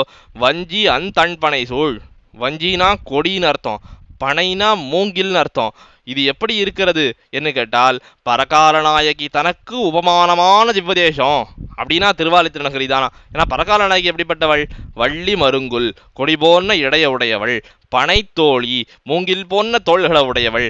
அப்போ கொடிகளும் மூங்கிலும் சமிருத்தியாக பெற்றதான திவ்வதேசத்தை கொண்டு அந்த திவ்வதேசத்தை அடைவதற்காக இவர்கள் சென்று சேருவர்களோ அப்படின்னு விடத்திலே ஆழ்வார் அருள் செய்கிறார் 3வது பாசுரத்தாலே. ரொம்ப ஆச்சரியமாக இப்போ இதில் பார்க்கிறோம், பின் விளைவது என்னன்னு தெரியாத இந்த பெருமாள் அக்காலத்திலே இந்த சூர்பனகையினுடைய காது மூக்குகளையெல்லாம் அறுத்தாருன்னு பார்த்தோமே, அதே அந்த விஷயத்தை அடுத்த பாசுரத்திலே ஆழ்வார் அருள் செய்கிறார். அடுத்த பாசுரத்தில் 4வது பாசுரத்திலே இவன் தான் சக்கரவர்த்தி திருமகன் அப்படின்னு சொல்றியே, இந்த அசலகத்தில் இருக்கிறவள்லாம் வந்து தாயார் இடத்துல வந்து கேட்குறா, இவன் தான் சக்கரவர்த்தி திருமகன் தானே சொல்ற, அவன் க்ஷத்ரியன் தானே, நன்னா பார்த்துக்க மாட்டானா உன் பெண்ணை, எதுக்கு இதுக்கெல்லாம் போயிட்டு பயந்துண்டு அழுதுன்னு இருக்க அப்படின்னு கேட்க அந்த தாயார் சொல்றா, இதெல்லாம் என் பயம் தீர்றதுக்காக நீங்கள் சொல்கிற வார்த்தைகள், ஆனால் எனக்கு பயம் தீரவே மாட்டேங்கிறது. ஏன்னா ஏதவன் தொல் பிறப்பு இளையவன் வளையூதி மன்னர் தூதுவனாயவனோர் சொல்லுவீர்கள் சொல்லீரறியேன் மாதவந்தன் துணையா நடந்தாள் தடஞ்சூழ் புறவில் போது வண்டாடு செம்மல் புனலாலி புகுவர்களோ. போனவன் யாருன்னே தெரியலையே, நீங்கள் யாரோ க்ஷத்ரியன்னு சொல்கிறீங்கோ, அதுக்கோசரம் நம்ப முடியுமான்னா, ஏதவன் தொல் பிறப்பு, அவனுடைய பிறப்பு என்ன? அது க்ஷத்திரிய ஜென்மமாக இருக்கலாம், இடையர் ஜென்மமாக இருக்கலாம். ஏதவன் தொல் பிறப்புன்னு கேட்டால் பூர்வாச்சாரியாளுக்கு இது 2 தான் தோத்தும். ஏன்னா நாயகன் அப்படிப்பட்டவன் அல்லவா, அவன் க்ஷத்திரியனா இடையனா அதெல்லாம் தெரியலையே. ஆனால் இளையவன் நன்னாக பால பருவத்தில் இருக்கக்கூடியவன், பால பருவத்தில் இருக்கிறவன்னா என்ன, அவனுக்கு தான் பின் விளைவது என்னன்னே தெரியாது. இளங்கண்ணு பயம் அறியாதுன்னு சொல்லுவோம் இல்லையோ, பயம் தெரியாமல் எத்தையாவது பண்ணிடுவான் இவன், ஆனால் பின்னாடி என்ன வரப்போகிறதுனே தெரியாது. அப்படித்தானே சூர்பனகையினுடைய காது மூக்குகளை அறுத்தது. இளையவன் மேற்கொண்டு எப்படி பண்றவன்னா வளையூதி சங்கநாதம் பண்ணக்கூடியவன், தான் நிற்கிற விடத்தை வெளியிடக்கூடியவன். ருக்மிணி பிராட்டிய அபகரித்து கொண்டு போறதுக்கு கண்ணன் எழுந்தருளின காலத்திலே தான் நின்ன விடத்திலிருந்து சங்கநாதம் பண்ணி தானே அவளுக்கு சூச்சனை பண்ணினான், நான் வந்துட்டேன் நீ பயப்படாதே அப்படின்னு. வளையூதி மேற்கொண்டு எப்படிப்பட்டவன்னா மன்னர் தூதுவனாயவன், எப்படிப்பட்டவன்னா உகவாதவர்கள் ஆசிரித்த விரோதிகள் இருக்கிற இடத்துக்கு வெறுங்கையோடு போகக்கூடியவன். ஆனால் வெறுங்கையோடு போனாலும் அந்த சக்தி விசேஷத்துக்கு குறவே இல்லாதவன். எங்கே சேவிச்சுக்கலான்னா காஞ்சிபுரத்திலே திருப்பாடகம் என்கிற திவதேசம் இருக்கிறதே, பாண்டவ தூதனாகவே எம்பெருமான் சேவை சாதிக்கிறான் என்று பார்க்கிறோமே. எம்பெருமான் பார்க்கிறோம் பெரிய திருமேனி, அத்தனை பெரிய திருமேனியோடு அந்த எம்பெருமான் பாண்டவ தூதனாக எழுந்தருளி இருக்கிறானே. அந்த பெருமாள் கையில் சக்கரம் சங்கு எதுவுமே கிடையாது, திவ்ய ஆயுதங்கள் ஒன்றும் கிடையாது, அபயஹஸ்தமும் வரதஹஸ்தமுமா அந்த பெருமாள் எழுதிருக்கார். அப்போ பாருங்கள், கண்ணன் தூதுக்குன்னு போகிற போது கையில் தன்னுடைய சேஃப்டிக்குன்னு ஒரு ஆயுதத்தையும் எடுத்துகிட்டே போகலை. எதுக்கும் இருக்கட்டும், போகிற இடம் வந்து நல்ல இடம் கிடையாது அப்படிங்கிறதுக்கோசரமாவது கையில் ஏதாவது எடுத்துன்னு போயிருக்கணும் இல்லையோ, எதுவுமே எடுத்துன்னு போகிறவன் இல்லை. மன்னர் தூதுவனாயவன் கையில் எதுவுமே இல்லாமல் உகவாதவர்களுடைய கிரகத்துக்கெல்லாம் போயிட்டு வரக்கூடியவன். அவனுடைய ஊர் சொல்லுவீர்கள் சொல்லீரறியேன், அவன் எந்த ஊர்னு சொல்லுங்கோ. ஏதவன் தொல் பிறப்பு, அவன் எந்த குலத்தை சேர்ந்தவன்னு சொல்லுங்கோ. நாமே பார்க்க மாட்டோமா, நம்மாத்துல ஒரு பெண்ணு இருக்கா, அவளுக்கு கல்யாணம் பண்ணி கொடுக்குறோன்னா அது எப்படிப்பட்ட ஒரு குலம், நன்னாக தொண்ட குலமா, கோயில் கைங்கரியங்கள் ஏதேனும் நன்னாக ஈடுபடக்கூடியவர்களா, இதெல்லாம் பார்த்து தானே கொடுப்போம். அதே கேள்விதான் இவ்விடத்திலே இந்த பரகால நாயகினுடைய தாயாரும் கேட்கிறாள். இதே திருமொழியிலேயே இந்த 2 கேள்விக்கும் பதில் வந்துட போகிறது. என்ன கேள்வி ரெண்டும்? ஏதவன் தொல் பிறப்பு, என்ன குலத்திலே பிறந்தவன் அவன். அடுத்து மன்னர் தூதுவனாய் அவன் ஊர் எது, பெருமானுடைய ஊர் எது, அவனுடைய ஊர் எது அப்படிங்கிறது கேள்வி. ரெண்டுத்துக்கும் பதில் பின்னாடி வரப்போகிறது, அது அந்த சந்தர்ப்பத்தில் பார்க்கலாம். நான் என்ன பண்ணினாள்னு கேட்டா, மாதவன் தன் துணையா நடந்தாள். க்ஷத்ரியன் அப்படின்னா எதுக்கு பயப்படுற அப்படின்னு கேட்கறே. இந்த க்ஷத்ரியனானவன் எப்படிப்பட்டவன்? மாதவன். இந்த பெரிய பிராட்டியாகிற சீதையினிடத்திலே அந்த சீதை என்ன பண்ணா? அந்த எம்பெருமானுடைய பாகுபலத்தை நம்பித்தானே அவன் பின்னாடி போனா. ஆனால் அவளுக்கும் ராவணன் அபகரிச்சுட்டு போனா, அந்த கஷ்டங்கள்லாம் நேர்ந்ததல்லவா. அப்படிப்பட்ட ஸ்ரீயப்பதி சீதாபதி தானே எம்பெருமான். அப்படிப்பட்ட மாதவன் தன் துணையா நடந்தாள். அவனை துணையாக வைத்துக்கொண்டு இவள் நடந்து போனாள். எங்கே போனா? தடஞ்சூழ் புறவில் போது வண்டாடு செம்மல் புனராலி புகுவர்களோ. அந்த ஊரில் எத்தனை தடாகங்கள் இருக்கும், அங்கே இருக்கக்கூடிய புஷ்பங்கள், அதிலெல்லாம் வண்டுகள் எப்படி மதுபானம் பண்ணுன்னா, பூத்த உடனே மதுபானம் பண்ண முடியாதான். அப்படியே அதில் இருக்கிற தேனெல்லாம் மது வெள்ளமாக தானே வழிஞ்சு சிலதெல்லாம் குறைஞ்சி விடும். அதுக்கப்புறம்தான் வண்டுகள்லாம் மதுபானம் பண்ணுறதுக்கே இறங்குமா. அப்படி போது வண்டாடு செம்மல் புனராலி புகுவர்களோ. போது அப்படின்னா புது பூ, புதுசாக இருக்கக்கூடிய, அது அப்படி புதுசாக ஏற்படக்கூடிய பூ. செம்மல்னா நன்னாக மலர்ந்திருக்கிற அப்போதலர்ந்த பூ செம்மல். அப்போ போது வண்டாடு செம்மல் புனலாலி புகுவர்களோ, நன்னாக நீர்வளம் வாய்க்க பெற்றதான அந்த புனலாலி அந்த திவதேசத்துக்கு போய் சேர்ந்திருப்பார்களோ, அங்கே போய் சேருவர்களோ என்ன இந்த தாயாருக்கு பாரிப்பானது அமைந்திருக்கிறது என்ன 4வது பாசுரத்தில் பார்க்குறோம். இப்போ 5வது பாசுரம் அது அருளி செய்யறதுக்கு முன்னாடி இந்த அசலகத்தில் இருக்கிறவள் வந்து கேட்குறா, மாதவந்தன் துணையா நடந்தாள், பெரிய விராட்டியார்க்கு நாதனோடு போனாள் அப்படின்னு சொல்றியே, இதுக்கு என்ன காரணம்? அவனிடத்திலே தான் சௌந்தர்யம் மலிந்திருக்கிறது, அதை பார்த்துதான் என் பெண் அவனோடு போனாள் என 5வது பாசுரத்திலே ஆழ்வார் அருளி செய்கிறார். தாயனையன் இறங்காள் தடந்தோழி தனக்கமைந்த மாயனை மாதவனை மதித்தென்னை அகன்ன இவள் வேயன தோல்விசிறி பெடையன்ன மென நடந்து போயின பூங்கொடியாள் புனலாலி புகுவர்களோ. தாயனையன் இறங்காள், நான் பெத்த தாயின்னு நினைத்து என்னிடத்தில் அவள் இரக்கமே காட்டவில்லையே. வேற என்ன பண்ணா? தடந்தோழி தனக்கமைந்த மாயனை, அவனுடைய சர்வாங்க சௌந்தரியமும், எம்பெருமான் சிங்கார சுந்தரன் சர்வாங்க சௌந்தரியம் அத்தனை அழக உடையவனும் தடந்தோழி இவளுடைய ஒரு தோழழகுக்கு தான் சமானம். அத்தனை அழக உடைய அந்த தோழ உடையவளான என் பெண் அவள் என்ன பண்ணா? தனக்கமைந்த மாயனை, தனக்கு வகுத்த சுவாமியான அந்த மாயன் ஆச்சரிய சேஷ்டிதங்களை செய்யக்கூடியவனான ஸ்ரீயப்பதியை மதித்து, என்னவாக மதித்து? தனக்கு தஞ்சமாக மதித்து என்னை அகன்ன இவள், என்னை அகன்னு போய் வேயன தோல் விசிறி, வேய்னா மூங்கில், அந்த மூங்கில் போன அந்த தோள்களை எல்லாம் வீசிக்கொண்டு பெடையன்னம் என நடந்து. இடத்துல நம்ம நன்னாக பார்க்கணும், அன்னமென நடந்துன்னு சொல்லியிருக்கலாமே. பல இடங்களில் பார்க்குறோம் ஆழ்வார்கள் அன்னமென்னடை அப்படின்னா சொல்லுவார்கள். அப்போ அன்னம் போல நடக்கிறா போல் இருக்கு அப்படின்னு தெரியறதோ இல்லையோ. இதில் பாருங்கள், அன்னமென நடந்துன்னு சொல்லியிருக்கலாம், ஏன் பெடையன்னமென நடந்துன்னு சொல்லணும்? அன்னமென நடந்துன்னா ஒருவேளை ஆண் அன்னம்னு நினச்சுன்னுடுவாளாம். இவ்விடத்துல பாசுரமே என்ன? நாயிகா பாவம், அதுலேயும் சொல்ல முடியாத சில அனுபவங்களையெல்லாம் தாயார் சொல்கிறா, அந்த எம்பெருமான அடைகிறாள் என்னுடைய பெண்ணுங்கிறத சொல்கிறா. அப்போ அந்த நாயிகா பாவத்தை சொல்லி காட்டணும் இல்லையா? ஒரு நாயகிக்கு நாயகியாக இருக்கக்கூடிய ஒன்றத்தை தான் உபமானமாக சொல்லணும். பெடையன்னம் என நடந்தது அப்படியே அந்த பெண் அன்னமாக நடந்து போயின பூங்கொடியாள் புனலாலி புகுவர்களோ, நன்னாக போன கொடி போன்னவளான என்னுடைய பெண் பரகால நாயகி புனலாலி புகுவர்களோ, நன்னாக ஜல சமிருத்தி வாய்க்கப்பெற்று ஜலக்கிரீட பண்ணி அந்த வயலாளி மழவாளனோடு உகக்கலாம்படியான திவதேசமாகிய திருவாலி திருநகரிக்கு சென்று சேர்ந்திருப்பளோ அப்படின்னு இந்த 5வது பாசுரத்தாலே ஆழ்வார் அருளி செய்கிறார். மேலே 6வது பாசுரம். இப்போ ஒரு கேள்வி சொன்னேன் இல்லையா, ஏதவன் தொல்பிறப்பு மன்னர் தூதுவனாய் அவனோர் சொல்லுவீர்கள் அப்படின்னு. அதில் 2வது கேள்விக்கு பதில் அடுத்த 6வது பாசுரத்தில் தெரிஞ்சிட போகிறது. ஏன்னா இந்த முன்பாட்டுக்கு விவரணம், இந்த 5வது பாசுரத்தை விவரித்து சொல்ல போகிறார் ஆழ்வார். தாயனையன் இறங்காள் அப்படின்னு சொன்னாலும் இல்லையோ, தாயனையன் இறங்காள் என தாயார்னு இறங்கவில்லை, அத்தை விவரிக்கிறார். அந்த வயலாளி மழவாளனுடைய ஊர் எதுங்கிறத வெளியிடுறார். என் துணையன் எடுத்தேற்கு இறையேனும் இறங்கி தீரள் தன் துணையாயவெந்தன் தனிமைக்கும் இறங்கி தீரள் வந்துணைவானவர்க்காய் வரம் செத்து அரங்கத்துறையும் இந்துணைவனுடும் போய் எழிலாலி புகுவர்களோ. ஆச்சரியமான பாசுரம்.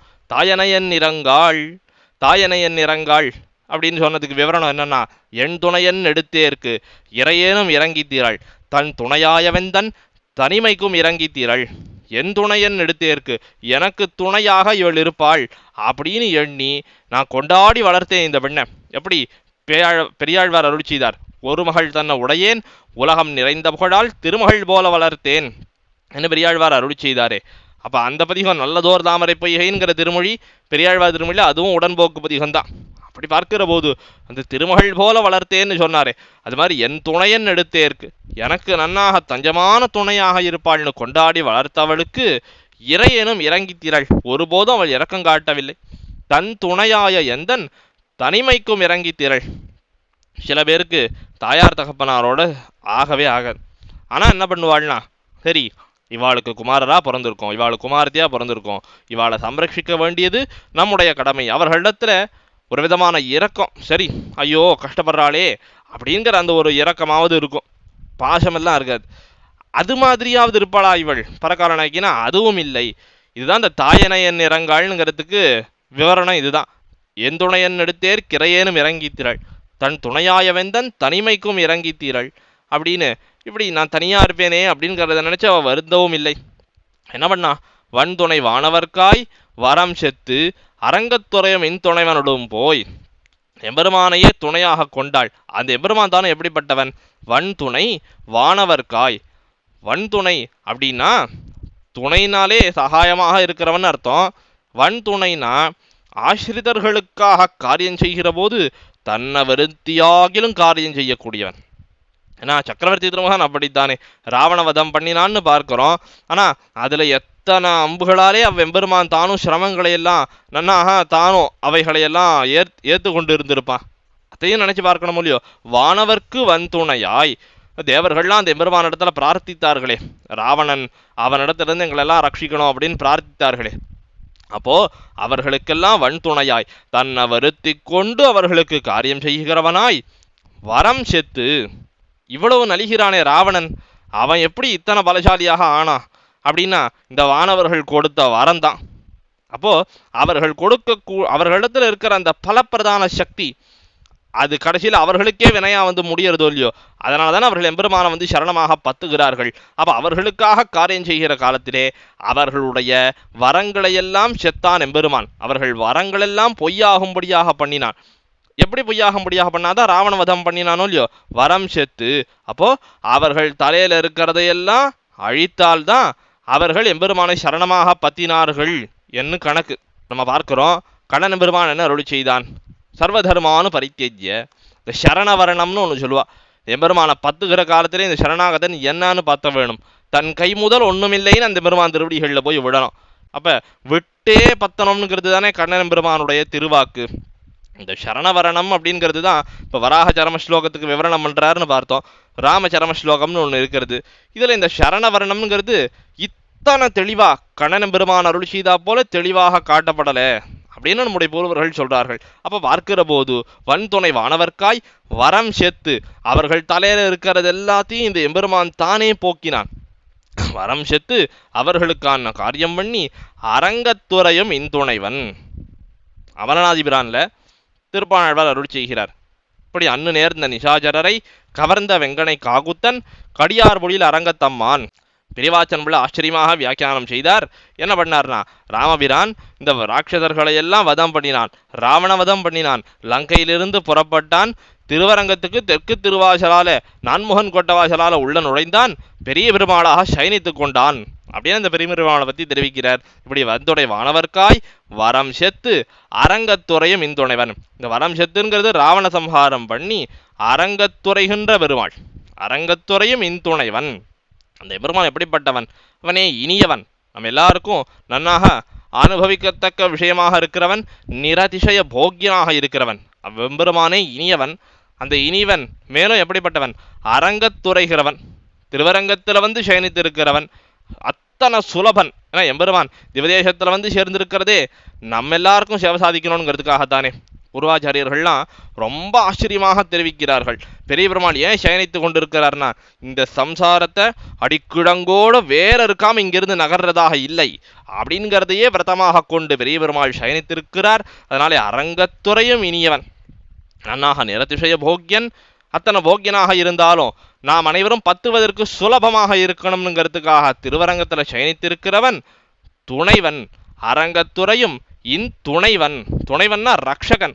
நன்னாக எளிதாக பத்தலாம்படியாக இருந்தால் மட்டிலும் போராது, எளிதாக அனுபவிக்கலாம்படியாக இருந்தால் மட்டிலும் போராது, சர்வ ரக்ஷகனாகவும் இருக்கணும் இல்லையோ. அப்ப பாருங்கள், எம்பெருமான் நாம் பத்துவதற்கு எளிதாயிருக்க அரங்கத்திலே எழுந்தருளி இருக்கிறான்.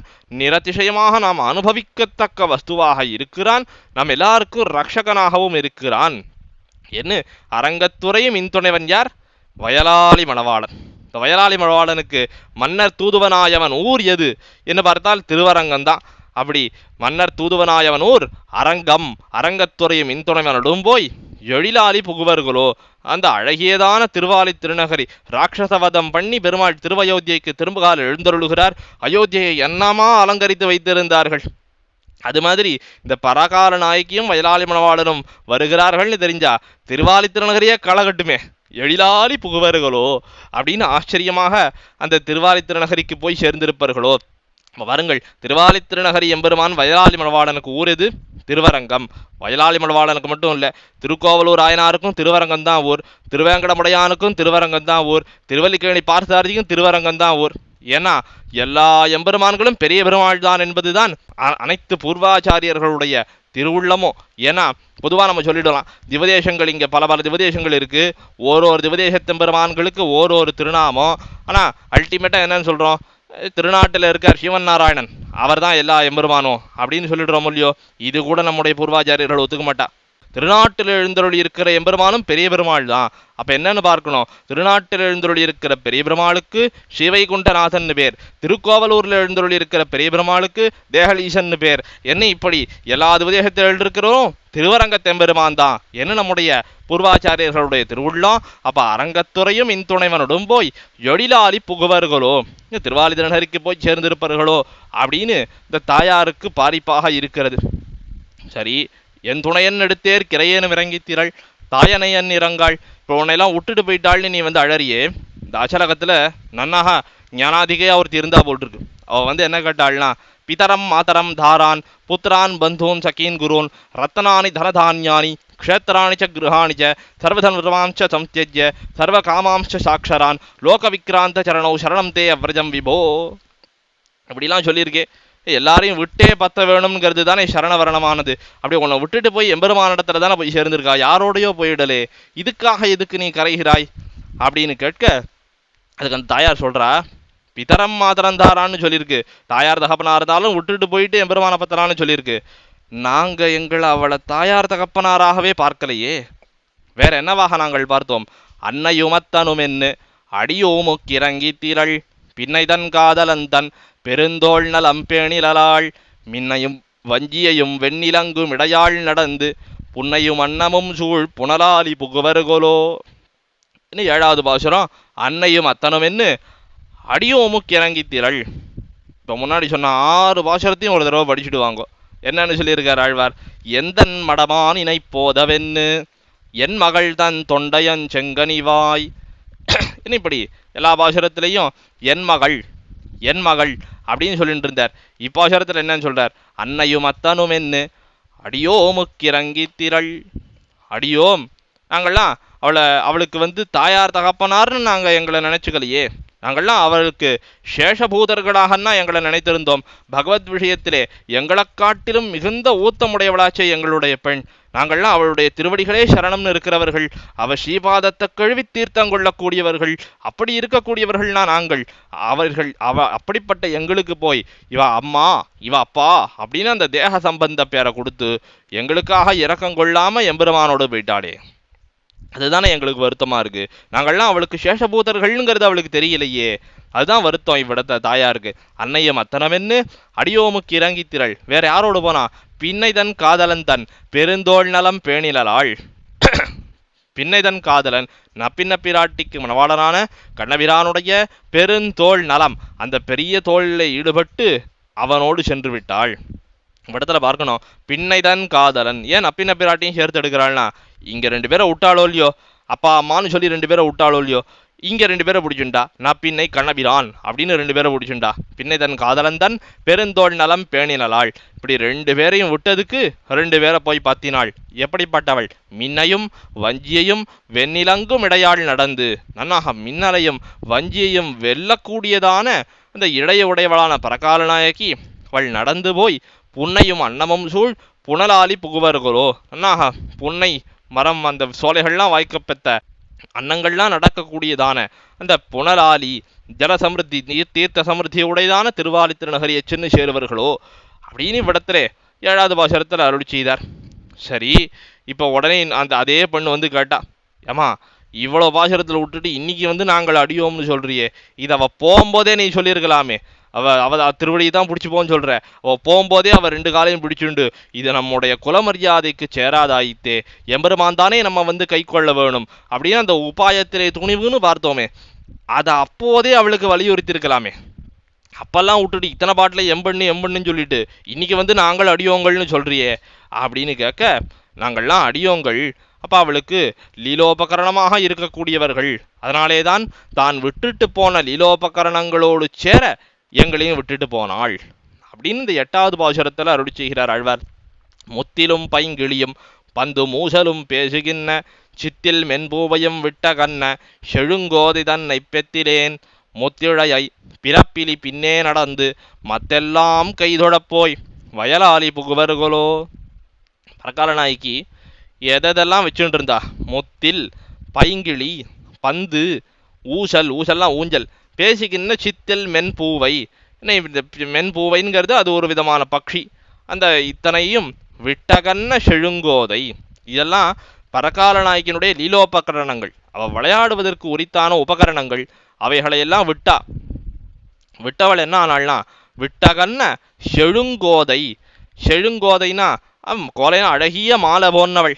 ஏன்னா இவைகள் இந்த லீலோபகரணங்களெல்லாம் விட்டதால தன்னுடைய திருமேனியில ஏற்பட்ட பௌஷ்கல்யம், அந்த அழகு நன்னாக வாய்க்கப்பெற்றது. செழுங்கோதை தன்னுடைய லீலோபகரணங்களையெல்லாம் விட்டாள் எம்பெருமானுக்கு போகோபகரணமாக ஆவதற்காக.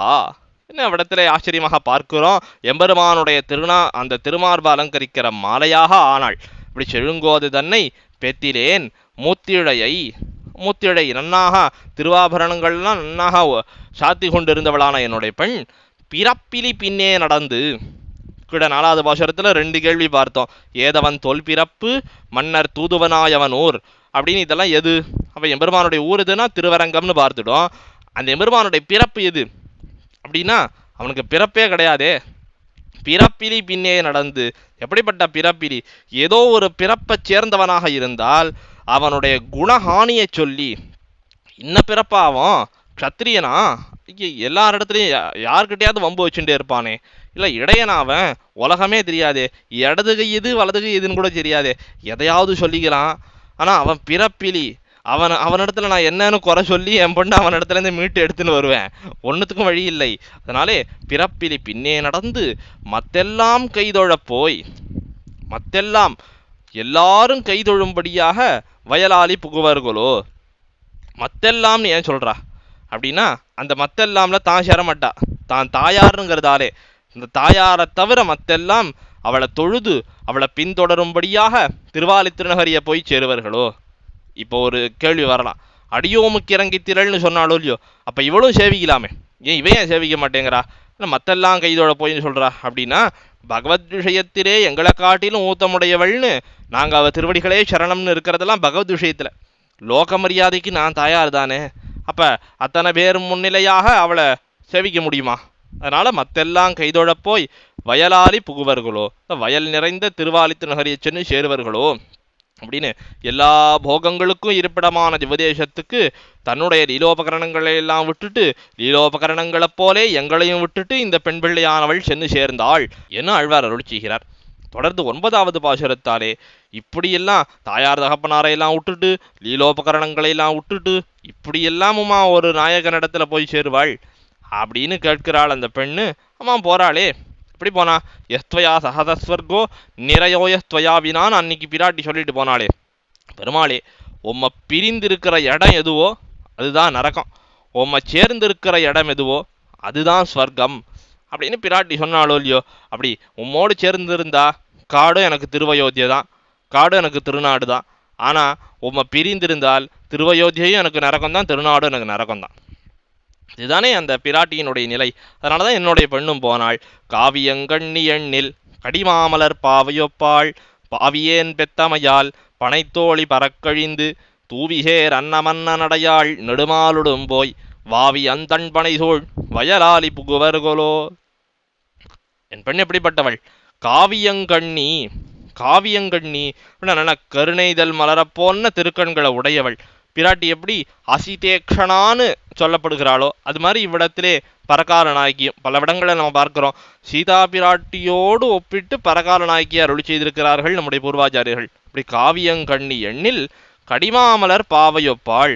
கடிமாமலர் பாவை தாமரப்பூவை வாசஸ்தானமாக உடைய பெரிய பிராட்டியார் பூமன்னமா தோல்லியோ, அவளை போன்னவள் என்னுடைய பெண். இன்னொரு என்ன ஆச்சரியம்னு கேட்டா, பிராட்டி இருக்காளே, பிராட்டியினுடைய கண்கள் அதிதேக்ஷனான்னு சொல்லப்படுகிறதுனா அதுக்கு என்ன காரணம்? பெருமாளையே பார்த்து பார்த்து புகழ் நிறைந்ததான அந்த திருக்கண்கள் பிராட்டியினுடைய கண்கள். ஏன்னா சகபத்யா விஷாலாட்சியா நாராயண உபாகமதுன்னு பார்க்கிறோம். பெருமாள் பெரிய பெருமாளை திருவாராதனம் பண்ணுகிற காலத்திலேயும் இந்த பிராட்டி பெருமாளையே தான் பார்த்துட்டு இருப்பாளாம், பெரிய பெருமாளை பார்க்க மாட்டாளாம். என்னமா திருவாராதனம் பண்ணிட்டார் எங்க ஆத்துக்கார், எப்படி அர்க்கியபாத்தியம் சமர்ப்பிக்கிறார், என்னமா திருவத்துவாடை சமர்ப்பிக்கிறார், என்னமா மந்திர புஷ்பம் ஜெயிக்கிறார், எல்லாத்தையும் பார்த்துட்டு இருப்பாளாம் பிராட்டி, பெரிய பெருமாளை பார்க்க மாட்டாளாம். பரகால நாயகிக்கு என்ன ஒரு ஏத்தம் அப்படின்னு பார்த்தா, பின்னைதன் காதலந்தன் பெருந்தோள் நலம் பேணினவள் இல்லையா. அவ பாருங்கள், பிராட்டிக்கு பெருமாள் ஒருத்தரை பார்த்த ஏத்தம் தான் பிராட்டி திருக்கண்களுக்கு. ஆனா பரகால நாயகிக்கு பெருமாளும் பிராட்டியுமான சேர்த்தி வயலாளி மணவாளனையும் பெரிய பிராட்டியாரையும் பார்த்த அந்த திருக்கண்கள் பரகால நாயகிக்கு. அதனால கடிமாமலர் பாவையொப்பாள், காவியங்கண்ணி எண்ணில் கடிமாமலர் பாவையொப்பாள். அப்படிப்பட்டவளான என்னுடைய பெண்ணு பாவியேன் பெத்தமையால் பனைத்தோழி பறக்கழிந்து, என் வயிற்றுலெல்லாம் பிறந்தபடியாகத்தான் இப்படி தனியாக போகும்படியாக ஆயித்து என் நொந்து கூறுகிறாள் தாயார். பனைத்தோழி பறக்கழிந்து ஊருடைய பழிக்கெல்லாம் அஞ்சாமல் தூவிசேர் அன்னமன்ன நடையாள்.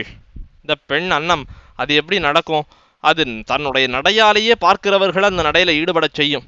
அப்படி என்னுடைய பெண்ணானவள் தன்னுடைய நடையழகாலே இந்த வயலாளி மணவாளனை பிச்சேத்த வல்லவள். அதை பார்த்து அந்த வயலாளி மணவாளனு என்ன ஆவான்னா, நெடுமால் தூவிசேர் அன்னமன்ன நடையாள் நெடுமாலுடும் போய். இந்த நெடுமால்னா எப்படிப்பட்டவன்? அந்த எம்பெருமான் அந்த நடையழகுக்கு பிச்சேறி அவளுக்கு வியாமோகனாக இருக்கக்கூடியவன். அந்த நெடுமாலுடும் போய் வாவி அந்தண்பனை சூழ் வயலாலி புகுவர்களோ. வாவி நன்னாக தடாகங்கள்லாம் சூழ்ந்திருக்க பெற்றதான புஷ்பங்கள் எல்லாம் நிறைந்ததான இந்த வயலாலி திருவாலி திருநகரியச்சன்னு சேருவர்களோ. இவ்விடத்துல ஒரே ஒரு ஒப்பு நோக்கு பார்க்கலாம். முதலே உண்ணுஞ்சோருக்கும் இந்த திருமொழிக்கும் ஆளவந்தார் காலத்துல ஒரு விசாரம் ஏற்பட்டதுன்னு பார்த்தோமோ இல்லையோ. இந்த திருவாய்மொழியையும் இந்த திருமொழியையும் நோக்கணும். கடைசி பாசுரம் திருநாம பாசுரம், அதுக்கு முன்னாடி பாசுரத்தில் பார்க்கணும். திருவாய்மொழியிலையும் நினைக்கிறேன் தெய்வங்கள் நெடுங்கண் இளமான் இனி போய் ஏன்னா அவ்விடத்திலேயும் பராங்குஷ நாயக்கினுடைய கண்ணழகை பற்றி தெரிவித்திருக்கிறாள் பராங்குஷ நாயக்கினுடைய தாயார். இவ்விடத்திலே பரகால நாயக்கினுடைய தாயாரும் காவியங்கண்ணி என்று தன்னுடைய பெண் பரகால நாயக்கினுடைய திருக்கண்ணழகை காட்டியிருக்கிறாள் என்று பார்க்கலாம்.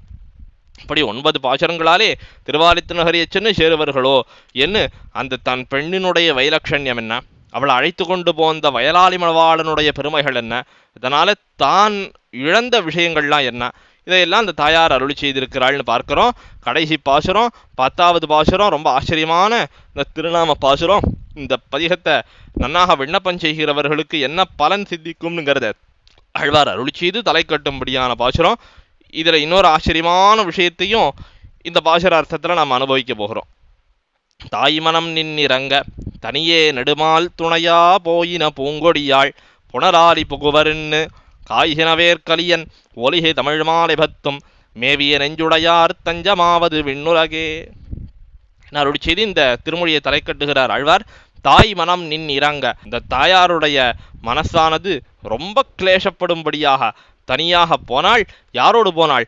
நெடுமால் துணையா நன்னாக வியாமோகத்தை உடையவனான ஆசிரிதர்களிடத்துல வியாமோகத்தை பேரன்ப உடையவனான எம்பெருமானையே துணையாக கொண்டு போன இந்த நன்ன பூங்கொடி போன்னவளான விலட்சணமான இடையழக உடையவளான இந்த பரகால நாயக்கி வயலாளி மணவாளனோட சேர்ந்து புனராரி புகுவர்ன்னு நன்னாக தீர்த்த சமிருத்தி வாய்க்கப்பெற்றதான அந்த திருவாலித்திரனறிய சென்னு சேர்வர்களோ என்று இந்த பரகாலராகிற திருமங்கையாழ்வார் தாம் அருள் செய்த பாசுரம். காய்ச்சின வேர்க்கலியன் அந்த திருமங்கையாழ்வார்க்கு என்ன சிறப்பு அப்படின்னு பார்த்தால், காய்ச்சின வேர்க்கலியன் என்ன இந்த பிரதிபக்ஷிகளாக இருக்கிறவர்கள் மதாந்தரத்தை சேர்ந்த பிரதிபக்ஷிகளிடத்திலே காய்ச்சினவேல் நன்னாக சினத்தோடே கூடினவர், அவர்களையெல்லாம் துணிக்கக்கூடியதான வேலை தன்னுடைய திருக்கரத்திலே கொண்டவர். காய்ச்சினவேல் கலியன் அந்த திருமங்கையாழ்வார் ஒலிசை தமிழ் மாலை பத்தும் அவ்வாழ்வார் அருள் செய்த இந்த 10 பாசுரங்களையும் மேவிய நெஞ்சுடையார் சகிருதயமாகச் சொல்ல வல்லவர்கள், நன்னாக தங்களுடைய ஹிருதயத்திலே அதனுடைய அர்த்தத்தை நன்னாக அனுசந்தித்து கொண்டு சொல்ல வல்லவர்கள். தஞ்சமாவது விண்ணுலகே, அவர்களுக்கு பரமபதம் நிச்சிதம் அப்படின்னு அருள் செய்திருக்கிறார் பெரியவாச்சான் பிள்ளை வியாக்கியானத்திலே. இவ்விடத்திலே தான் வியாக்கியானத்தில் ஒரு பாடபேதமானது காட்டப்பட்டிருக்கிறது. நம்ம பார்க்கிறோமே, நம்முடைய ஸ்ரீசைலேஷ தயாபாத்திர பத்திராதிபர் சுவாமி ரகுராமன் சுவாமி ஸ்ரீசைலேஷ தயாபாத்திரம் பத்திரிகை பார்க்கிறோமே, அந்த பத்திரிகையிலே ஒரு சில வருஷங்களுக்கு முன்னதாக திருவரங்கத்தில் எழுந்துருளி இருக்கக்கூடிய ஸ்ரீ உவே வகுளாபரணன் சுவாமி இந்த தஞ்சமாவது விண்ணுலகேங்கிற பாடபேத விஷயமாக ஒரு கட்டுரையை சுவாமி எழுதியிருந்தார். அந்த சுவாமியினுடைய மைத்துனன்தான் இவ்வடியவன். ஆனால் சுவாமி அருளி செய்த அந்த ஒரு சில விஷயங்களையும் இவ்விடத்துல சொல்லி இந்த உபன்யாசத்தை நிறைவு செய்யலாம் என்று ஆசைப்படுறேன். தஞ்சமாவது விண்ணுலகே அப்படிங்கிறது தஞ்சம் ஆழ்வது விண்ணுலகேன்னு இருந்திருக்கலாம் பாடம் அப்படின்னு இந்த வியாக்கியானத்தை பெரியவாச்சான் வியாக்கியானத்தை எல்லாம் அனுசரித்து இந்த பாசுரம் மற்றும் சில பாசுரங்கள் அதில் இருக்கிற வியாக்கியானங்கள் மற்றும் அந்த வார்த்தையில் இருக்கக்கூடிய சில இலக்கண குறிப்புகள் இதையெல்லாமும் சுவாமி காட்டி அந்த கட்டுரையில் ஆச்சரியமாக காட்டியிருந்தார்.